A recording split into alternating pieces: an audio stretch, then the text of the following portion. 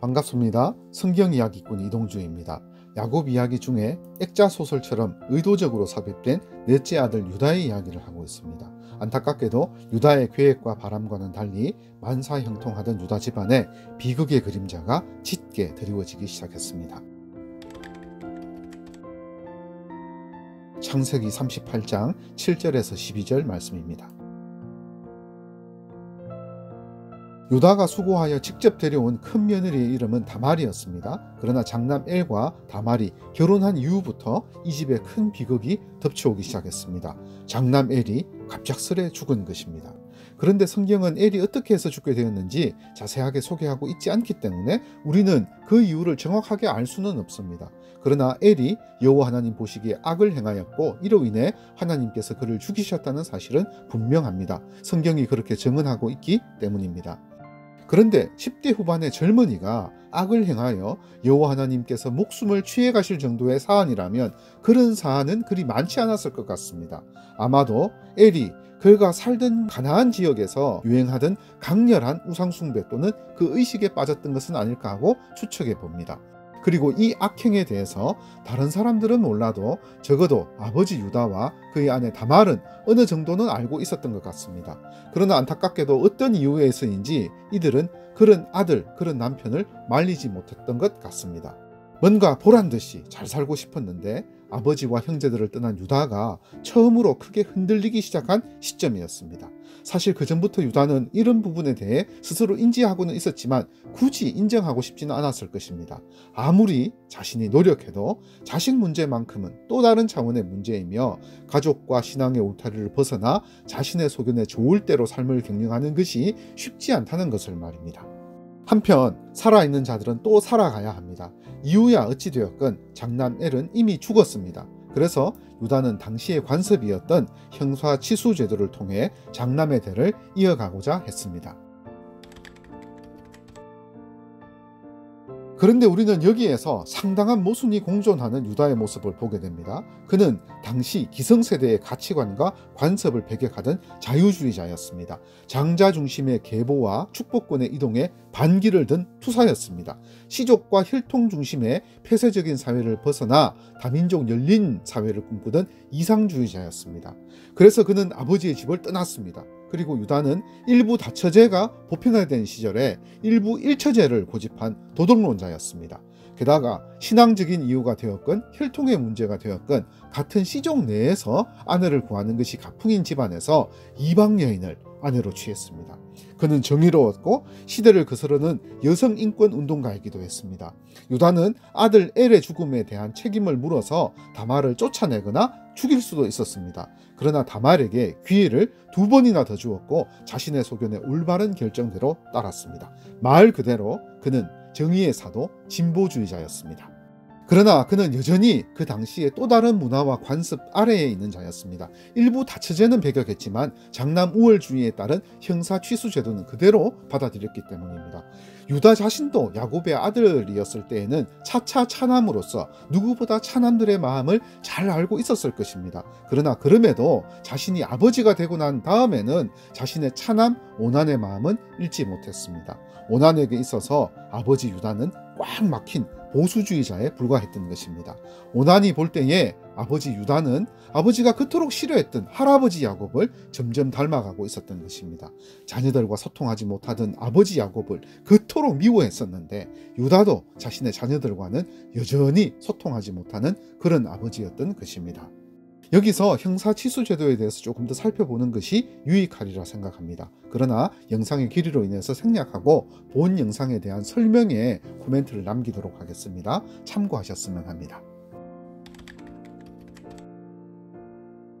여하튼 유다는 둘째 아들 오난으로 형수를 취하게 했습니다. 그런데 오난은 그 씨가 자신의 아들이 되지 못할 것을 알았기 때문에 땅에 설정하는 악행을 저지르고 말았습니다. 그러나 오난이 저지른 이 일은 하나님뿐만이 아니라 하나님을 알지 못하는 세상 사람이 보기에도 저질러서는 안 되는 죄악이었습니다. 그래서 하나님께서는 오난도 죽이셨습니다. 상황이 이쯤 되자 유다는 더러 겁이 나기 시작했습니다. 자칫 잘못하다가는 마지막 하나 남은 말째 아들 셀라까지도 죽일 수 있겠다는 염려를 한 것이 것입니다. 사실 이 일에 며느리 다말이 잘못한 것은 아무것도 없습니다. 그러나 유다 입장에서는 여러 가지로 며느리 다말이 부담스러웠습니다. 그래서 유다는 다말에게 셀라가 장성할 때까지 친정으로 돌아가 수절하고 기다리고 있으라 명령했습니다.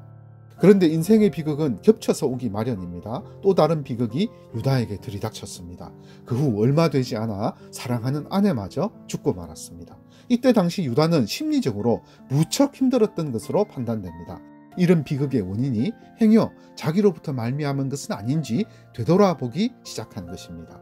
요셉을 노예로 팔아버린 죄, 아버지와 의절하고 인연을 끊고 산 죄, 그리고 형제들을 업신여기고 미워한 죄, 그리고 여호와 하나님을 잊고 산 죄, 이런 죄에 대한 대가로 벌을 받고 있는 것은 아닌가 하고 심각하게 고민했을 것입니다.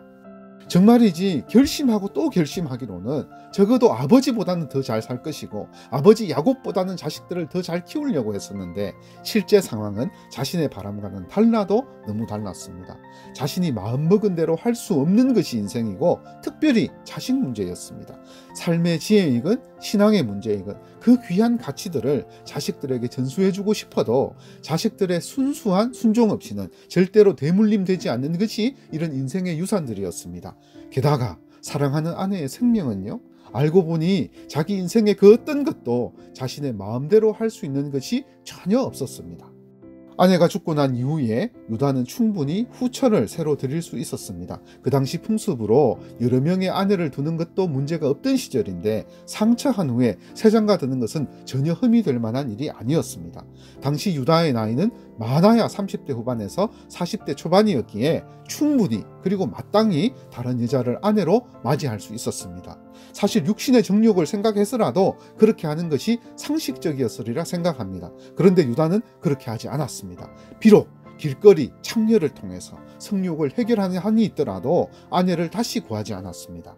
며느리 다말과의 사이에서 쌍둥이를 얻고 난 이후에도 유다가 다른 아내를 취했다는 성경 기록은 없습니다. 물론 기록이 없기 때문에 확정할 수는 없지만 여러 가지 정황으로 볼 때 유다는 단 한 명의 아내로 만족하기로 결단했던 것으로 보입니다. 그런데 저는 이 부분에서 다소 혼란스러웠습니다. 왜냐하면 유다는 전혀 그 당시 인물 같지가 않았기 때문입니다. 유다는 왜 이런 다짐을 한 것일까요? 유다는 출가할 때 이미 이런 결심이 서 있었던 것 같습니다. 아버지처럼 살지 않겠다는 다짐 속에는 자신의 이런 결혼관이 포함되어 있었습니다. 유다는 자신의 인생에서 아내는 단 한 명으로 족하다는 강한 결단을 한 것입니다. 왜냐하면 그와 그의 형제들은 여러 명의 아내를 둔 아버지 때문에 너무나도 심한 마음고생을 했기 때문입니다. 만약 말제 셀라마저 죽었다면 유다는 다른 생각을 했을지도 모르겠습니다. 그러나 셀라가 살아 있었기 때문에 그 아들을 위해서 새로 아내를 들이지 않았던 것입니다. 비록 이방인 아내라 할지라도 유다 자신의 생애의 정식 부인은 한 명으로 족하다고 결심하는 것입니다. 그리고 그것이 여호와 하나님의 인생들을 향한 섭리에 합당하다는 생각도 했습니다. 다음으로 창세기 38장 13절에서 19절입니다. 이제 며느리 다말 입장에서 이 일련의 과정을 살펴보고자 합니다. 그런데 솔직히 우리는 다말에 대해서 아는 것이 별로 없습니다. 유다 집안으로 오기 전에 다말에 대해 성경이 기록하고 있지 않기 때문입니다. 유다의 성격으로 볼 때 그와 상당한 친분이 있는 가나안 사람의 평범한 딸이었을 것입니다. 그러나 어떤 인생사역은 여호와 하나님을 알기 전 그 과거는 중요하지 않습니다. 하나님을 알고 난 이후가 중요합니다. 다말은 시아버지 유다의 손에 이끌려 그의 아들 엘과 결혼했습니다. 그런데 다말에게 있어 유다 가정에서 했던 이 짧은 시집살이는 신선한 충격이었습니다. 여느 가나안 족속의 집안과는 달라도 너무 많이 달랐기 때문입니다. 첫째로 이 가정에는 신이 없었습니다. 아니, 신이 있기는 있는데 눈에 보이는 신이 아니었습니다. 그래서 우상도 없었습니다. 그렇기 때문에 미신이나 금기시하는 것도 없었습니다. 아주 자유로웠습니다.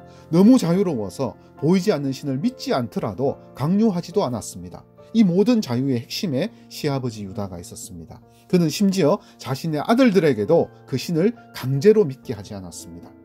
둘째, 특별히 여성에 대한 이해가 달랐습니다. 이 가정에는 여성을 남성과 동일한 인격체로 인정해 주었습니다. 가나안에서는 상상할 수도 없는 일들이었습니다. 유다의 자기 아내 사랑은 말로 표현할 수 없을 정도였습니다. 다말이 시집 와서 가장 부러웠던 것은 다름 아니라 시어머니가 남편에게서 받는 사랑이었습니다. 이 문화적 충격은 표현이 불가능할 정도였습니다. 시아버지 유다는 모든 것을 아내와 함께 했습니다. 정말이지 동등했습니다. 유다에게 아내는 그의 모든 것이었습니다. 아마도 유다의 이런 열린 여성과는 어머니 레아의 영향 아래 형성된 가치관으로 판단됩니다. 레아는 야곱의 정식 아내였는데도 남편에게 제대로 사랑받지 못했습니다. 그래서 레아는 자신의 외로움과 어려움을 신앙의 힘으로 풀어갔는데, 특별히 그 과정에서 자신이 낳은 아들들에게 의미 있는 이름을 붙여서 그것을 표현했습니다. 누구보다 레아는 넷째 아들이 태어났을 때 이 모든 어려움들에서 마침내 자유로울 수 있었던 것으로 보입니다. 그래서 넷째 아들의 이름을 유다, 즉 찬송이라고 지었습니다. 그래서 그랬을까요? 아들 가운데서도 찬송이라는 의미를 가진 이 넷째 아들 유다가 유독 어머니 레아의 그 여성으로서의 고통과 외로움에 깊은 이해와 측은지심을 보였습니다. 그리고 유다의 여동생 디나의 세겜성 사건도 그의 여성관에 큰 영향을 미쳤습니다. 다말은 이런 가풍에 부스러기만으로도 좋았습니다. 다말은 유다 가정에 시집을 옴으로써 평생 처음으로 존귀한 자로 대접받을 수 있었습니다. 상대적 빈곤이라는 말이 있습니다. 유다나 그의 형제들은 아버지 야곱의 울타리와 그늘 아래에서 아들이 누리는 존귀함을 맛보지 못했습니다. 그러나 그 흔적만 가지고 있던 유다의 그늘 아래에서 그의 며느리 다말은 말로 다 할 수 없을 정도로 인격적 대우와 존귀함을 누렸습니다. 유다의 아들들과는 또 다른 대조입니다. 다말이 누린 것은 상대적 풍성이었습니다. 보물은 결국 그 가치를 알아보는 자의 소유가 될 것입니다. 이것이 하나님 나라와 복음의 법칙이기 때문입니다.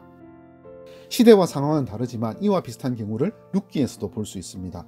룻의 시댁인 나오미의 가족은 이스라엘을 떠나서 타향살이를 하면서 망해도 그렇게 망할 수가 없었습니다. 그러나 그럼에도 룻이 신랑도 없고 돈도 없이 쫄딱 망한 거지 시어머니 나오미를 떠나지 아니하고 따랐던 그 이유가 무엇이겠습니까?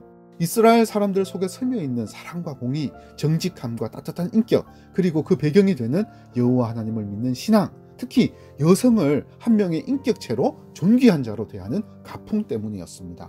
룻은 참된 가족과 신앙을 잃기 싫었던 것입니다. 이것은 다말에게 있었어도 마찬가지였습니다.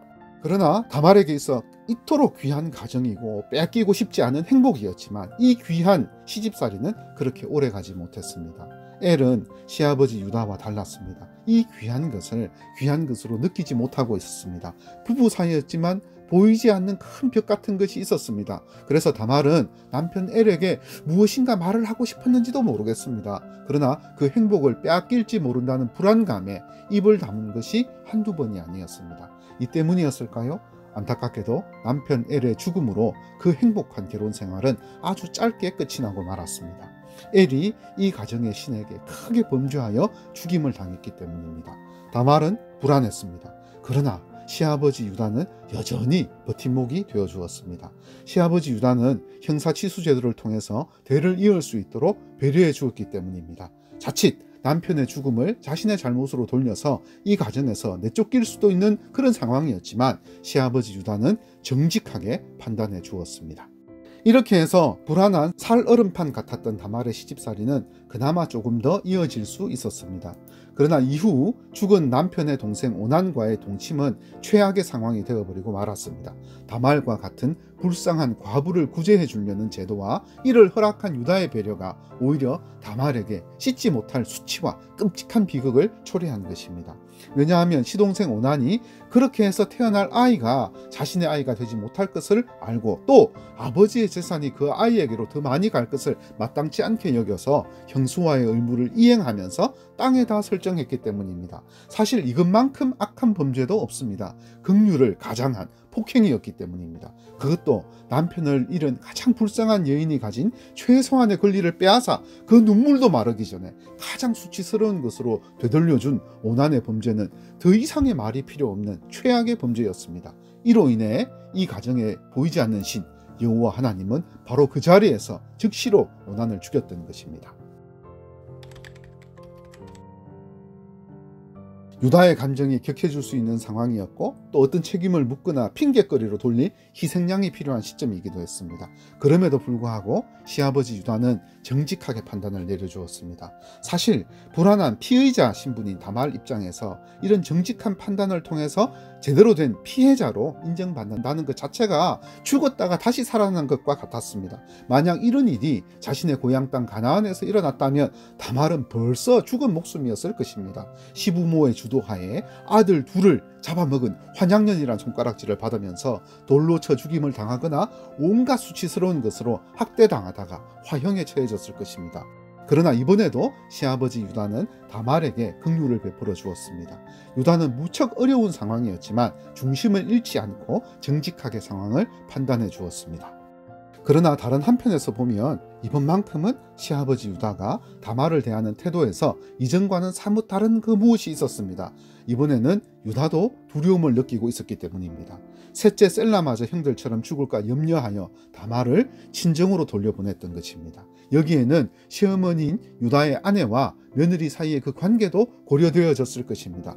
여하튼 유다가 다말에게 친정에 돌아가 수절하고 있다가 셀라가 장성하기를 기다리라는 그 명령을 내리긴 했지만 이것은 거의 인사치레로 하는 말이나 다름없었습니다. 그래서 다말은 더 두려웠고 더 의기소침해졌습니다. 비록 자신이 잘못한 것은 결코 없었지만 결과론적으로 보자면 이 가정에 금보다 귀한 두 아들이 자신과 엮이면서 목숨을 잃었기 때문입니다.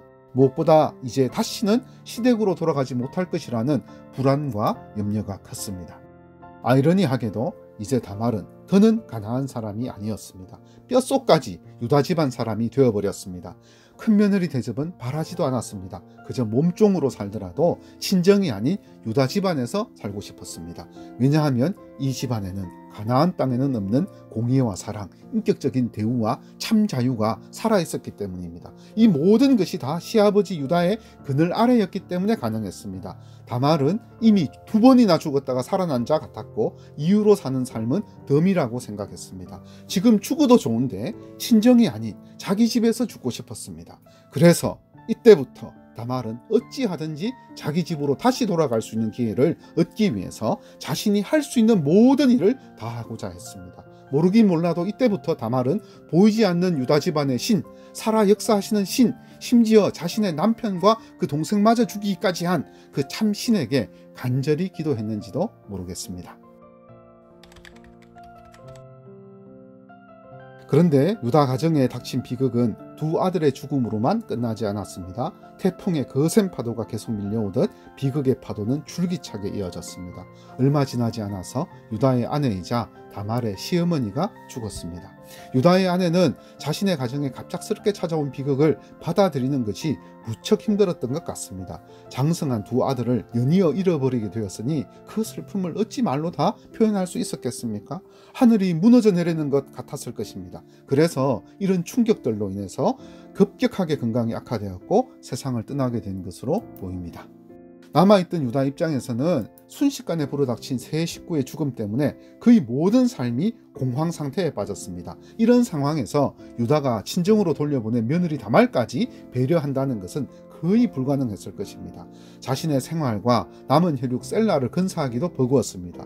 유다는 이 모든 불행의 원인들을 곱씹어 보기 시작했습니다. 그러나 그 원인들을 부정하고 싶었지만 부정할 수 없었고 벗어나고 싶었지만 벗어날 수가 없었습니다. 요셉의 부르짖음과 눈물, 찢겨진 채색옷과 그것을 부여잡고 대성통곡하던 아버지 야곱의 모습이 뇌리에서 떠나지 않았습니다. 그럴 때마다 그는 고개를 저으며 세겜성에서 비급했던 아버지의 모습과 야복강 나루에서 큰아버지 에서를 만나러 갈 때 자식들과 어머니들을 서열대로 줄짓게 한 그 아버지의 비정한 모습을 떠올렸습니다. 이런 생각이 들수록 유다는 자신의 일에 더욱 열중했습니다. 반면 다말은 친정에 머물며 조금씩 마음을 추스렀습니다. 친정이라고는 하지만 자신을 대하는 가족들의 태도는 예전 같지가 않았습니다. 비록 자격지심에서 드는 생각일 수도 있었겠지만 하루하루가 가시방석이었습니다. 집으로 돌아가고 싶었습니다. 너무 아이러니하게도 친정은 더 이상 자신의 집이 아니었고 불편했습니다. 이제 자신의 집은 시아버지 유다가 살고 있는 그 집이었던 것입니다. 다말은 말 그대로 유다의 가족, 유대인이 되었습니다. 어떤 의미에서는 유다보다 더 여호와 하나님을 잘 믿는 참 이스라엘인이 된 것입니다. 그리고 비록 부끄럽고 염치 없었지만 다말은 날마다 먼 발치를 내다보며 시댁에서 시아버지의 심부름꾼이 오기를 손꼽아 기다리는 자신을 발견하게 되었습니다. 그런데 그러던 어느 날이었습니다. 기다리던 그 심부름꾼은 오지 않고 다말의 귀에 또 다른 슬픈 소식이 들려왔습니다. 시어머니께서 돌아가셨다는 소식이었습니다. 그런데 참 아이러니하게도 그 슬픈 소식이 다말에게는 신락 같은 희망을 던져주었습니다. 왜냐하면 장례식에 참석하라는 시아버지 유다의 전갈이 곧이어 올 수도 있었기 때문입니다. 다말은 이 기회가 시댁으로 돌아갈 수 있는 마지막 기회라고 판단해서 너무나도 간절하게 그 소식을 기다렸습니다. 유다 집안의 신 여호와께 기도하면서 말입니다. 그러나 끝내 시아버지 유다는 시어머니 장례식에 다말을 불러주지 않았습니다. 이제는 인간적으로 바라던 그 실오라기 같은 희망과 명분도 사라져버리고 말았습니다. 이제 다말의 마음속에는 오로지 한 가지 생각밖에 없었습니다. 이미 2번 죽은 목숨이었고 덤으로 사는 인생이었기 때문에 죽더라도 자기 집으로 돌아가서 시아버지 유다의 손에 죽어야겠다는 생각뿐이었습니다. 비록 그 방법이라는 것이 당시 이방인들도 부끄럽게 여기던 그런 방법이었지만 이것은 다말이 자기 힘으로 할 수 있고 또 자신의 집으로 돌아갈 수 있는 유일한 방법이었습니다.